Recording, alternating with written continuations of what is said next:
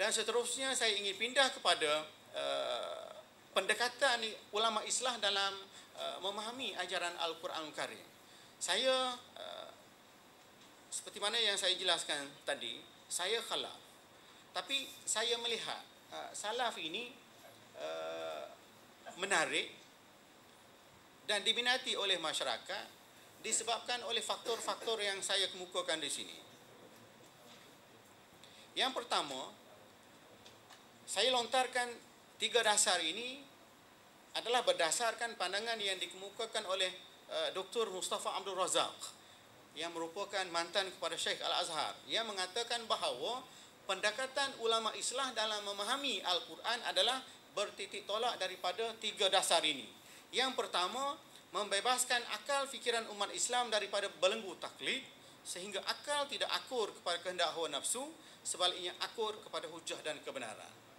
Yang kedua, menjadikan agama sebagai dasar ilmu, di mana kedua-duanya merupakan perkara asas dalam kehidupan manusia. Dan yang ketiga, memahami agama menerusi metod salaf dan berpandukan sumber-sumber utama dalam mencari kebenaran. Jadi bertitik tolak daripada 3 dasar ini, maka kita dapati ulama al-Islam mengupas isu-isu permasalahan yang berlaku dengan merujuk kepada ketiga dasar ini. Saya mengemukakan beberapa sampel untuk dijadikan sebagai bahan perbincangan. Antara sampel di sini saya kemukakan sampel akidah. Saya mengatakan tadi pendekatan salaf ini diminati oleh masyarakat, mudah tersebar dalam masyarakat disebabkan kaedah yang dikemukakan oleh mereka mudah difahami. Sebagai contoh, dalam isu usul akidah, pendekatan Islam yang digunakan oleh mereka itu memang senang. Sebagai contoh, pernyataan Imam Ibnu Taimiyah yang mengatakan hendaklah disifatkan Allah dengan apa yang disifatkannya dan berpandukan penjelasan Rasul, sama ada pada menafikannya atau mengisbatkannya. Jadi maksudnya dalam usul akidah, mereka dasarnya adalah merujuk kepada Al-Quran dan Al-Hadis, beriman kepada zahir nas itu. Dan kalau kita compare dengan pendekatan ulama khalaf, kita dapati pendekatan yang agak rumit, memerlukan kepada pentakwilan, memerlukan kepada penghujahan yang mendalam, sehingga dan pendalilan yang sifatnya falsafah untuk menghasilkan sesuatu natijah. Jadi sedangkan kalau kita lihat pendekatan ulama salaf dalam isu akidah ini tidak seberat itu, tidak sesusah itu. Sebaliknya pendekatannya begitu simple. Sebab itu ramai di kalangan para pendakwah atau dari kalangan ulama Islam mengatakan dalam isu ketuhanan mereka boleh menjelaskan isu ketuhanan dan boleh memberi kefahaman kepada masyarakat untuk menjelaskan isu ketuhanan dalam masa 5 minit saja. Berbeza dengan ulama tradisional, ulama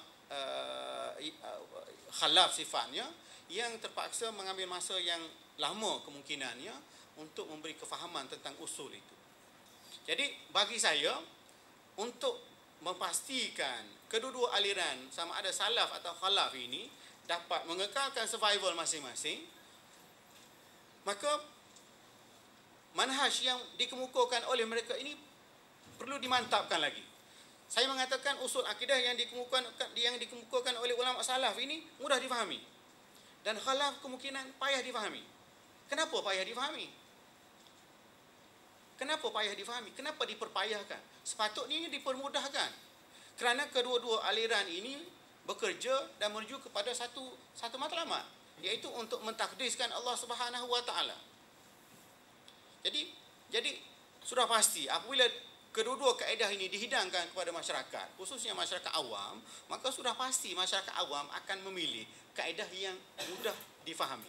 Jadi saya merasakan idea saya ini apabila saya lontarkan, kemungkinan dia menjadi cabaran kepada saya sebab saya adalah pengikut aliran khalaf, ataupun kepada rakan-rakan saya yang merupakan guru-guru kepada aliran khalaf, supaya mereka mencipta atau mengubah suai kaedah khalaf itu supaya pendekatan khalaf itu lebih, supaya dia mudah difahami, lebih mesra dan boleh dicernakan kepada masyarakat dalam semua lapisan masyarakat. Dan saya rasa masalah ini saya berhadapan dengan masalah selepas ini. Moga-moga tak ada persoalan. Sebab saya bercakap ini bukan atas kapasiti salaf. Saya bercakap ini atas kapasiti khalaf.